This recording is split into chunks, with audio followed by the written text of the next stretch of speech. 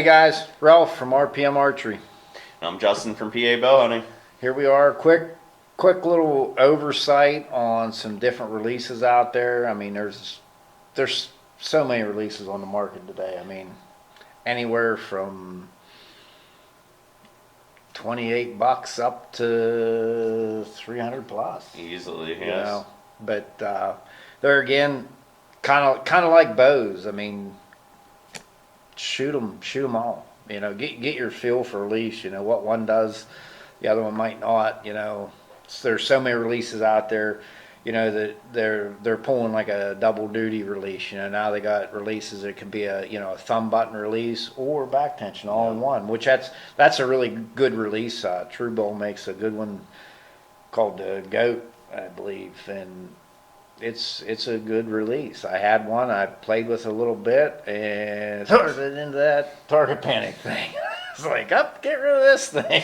You don't want to. I was saying that's a path you do not want to go Yeah, down. the target panic thing, that is really bad. Okay, and something I see a lot of, even it shoots sometimes here in the shop. You know, most of your people are shooting regular caliper style release. You know, It's more of your entry level, your basic. yeah, basic release, but I mean they make some awesome caliper releases. I started out with one, but I had a guy get me into a back tension and I ain't really turned back. So something that you'll see a lot here at our shop is we run a lot of buckles. Okay, there's a reason that I like buckles, and you get a lot more secure when you strap that thing on tight, which I don't have this one tight, but when you get it tight, I mean it's locked. Okay, where a Velcro release, yeah, it's easy. Okay, you just press it down, you pull through. Well, guess what? You can hear it, and it starts creeping and breaking apart. Yeah. You know, and to me, I don't like Velcro. It wears out. Buckles either locked or it's going to break, and small chance that leather's going to break unless you left it lay out in the rain or in the bed of your pickup truck, you know. Not to mention the fact that for hunting application, Velcro, Yeah. that's not the route you want to go Not down. real good. So, but anyhow, just some quick steps here on shooting a caliper release. A lot of guys, you'll watch them, they'll draw back. They'll get drawn back. They got that finger out here waving around. Some guys, they got their finger just to the very end of it, you know. You don't want that. You want to have control of it, but there's guys that be out there, boom, just hit that sucker. Get her out the door. Let it rip. Let her rip, tater chip. Something I found shooting a release of this style, I like to, my good friend Charlie's the one that brought me into this, but I split it right through them two fingers like that, okay? What I do, I got more control on it, and I can wrap that finger. You get that release set so you can wrap that finger around that, okay? And as you get anchored in, you got that finger locked, and you start pulling. Just pull through. Say you follow through with that release. There was no stroking the trigger, no nothing. It was go time.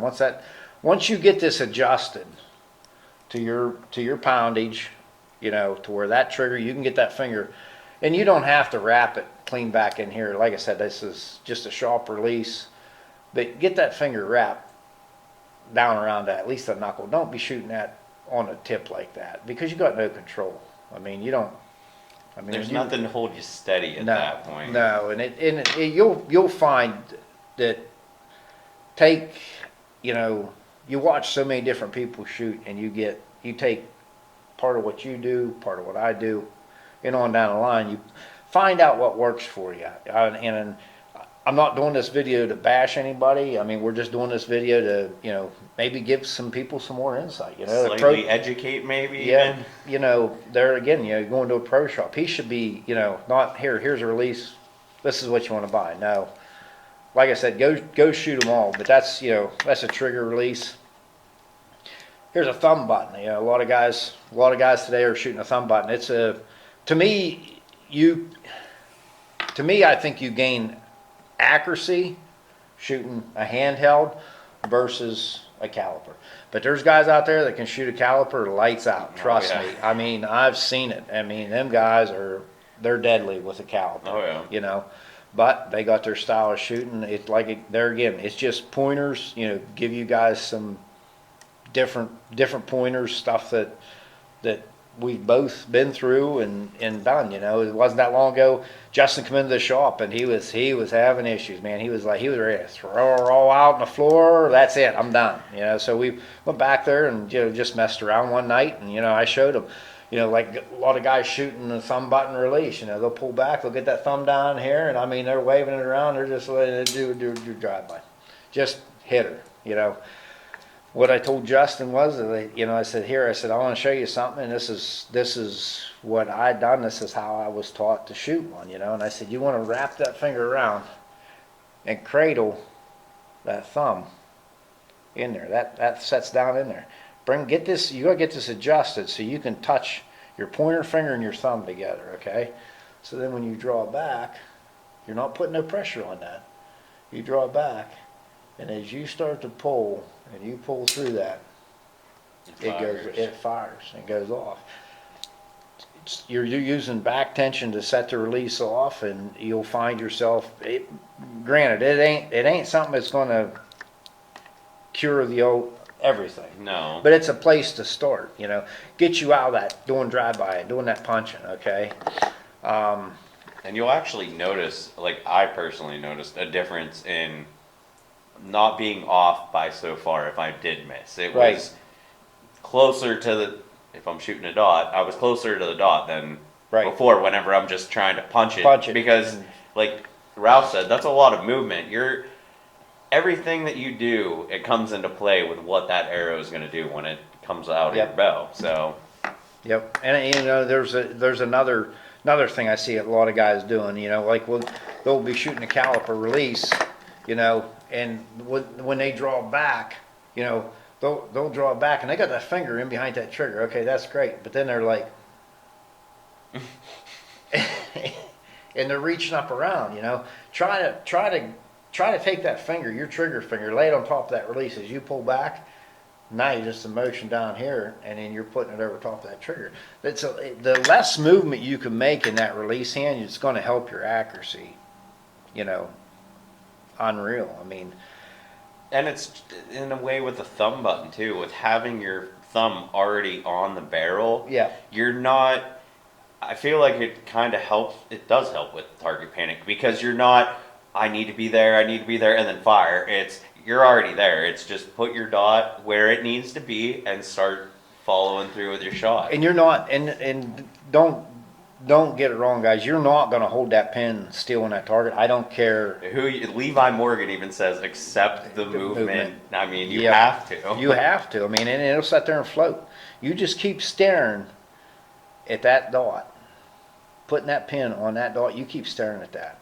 I don't care if that pin's sitting down there doing that. If you're aiming and you're thinking of that dot, good chance you're going to hit her. You're going to be close to it, unless you're way out left field like I've done a million times and be like, well, where'd that come from? Yeah, everybody has those, though, I think. But another one is a tension release. A lot of these going around now, and they're different. I mean, looks like a caliper release, but it's not. It's a tension release. It's got two locking mechanisms on it. One on the inside, one on the outside. Okay, so it's like you got the teacher and the student driver here. Okay, I guess that's what you want to say. But you're gonna put tension on both of these. As you draw your bow back, you got to set this up. Probably the best way of setting one of these up was getting a small bow scale or something. Mm-hmm. So you want to set it like 3 or 4 pounds heavier than what your bow's set up. What your holding weight. Right, what your holding weight is. So anyhow, you get it back here, and you're going to let off that inside brake. You're going to keep tension on the outside brake, and as you start to lift on that outside, and as you're pulling through, it's going off. It gives you, you can't. I'm not saying you can't make a release go off, but you're less apt to punch it. It's harder to cheat in a way. Yeah, so you're not cheating. I mean, you can cheat releases, but eventually it's going to catch up to you, and You know, it could be that buck of a lifetime that, you know, totally messed you up. I mean, here's a stand release, same aspect as that true ball extension, but you know, you're going to keep tension on it as you draw it. It's a handheld. I know guys that shoot this very well, you know, but you're going to keep tension down on that peg, and then as you get back, you get anchored, you let off of that. And I don't know what the poundage is set up on this, but it breaks, and there it's out the door, you know. Back tension. Everybody wants to shoot one, and there's a million ways everybody shoots one, I guess. But I mean, there's whatever works for you. That, you know, the best way for me to explain to people is when you're drawing back your bow, I'm drawing it back with one finger. All my tension is on that one finger, okay? And I got my brake guy here. This is my brake guy, that thumb peg, okay? And you'll notice my thumb peg is bent because I have at times put some pressure on that. But you get back here, I shoot with the clicker, and if you listen, that was a click. Let my thumb off that peg, and then I just start pulling. Anyhow, guys, that's all we have for you for this week. Hope it was helpful. I hope you guys, you know, try some different releases, try some different shooting techniques. You know, split your fingers, however you want to do it, but try it. And it's amazing the different feel that you get in your execution. So, thank you guys for tuning in. Drop comments here. We got Instagram, Facebook, whatever. We'll be sure to answer any questions you guys shove at us. So, hey, see you guys next week. Thanks, guys. Have a good one.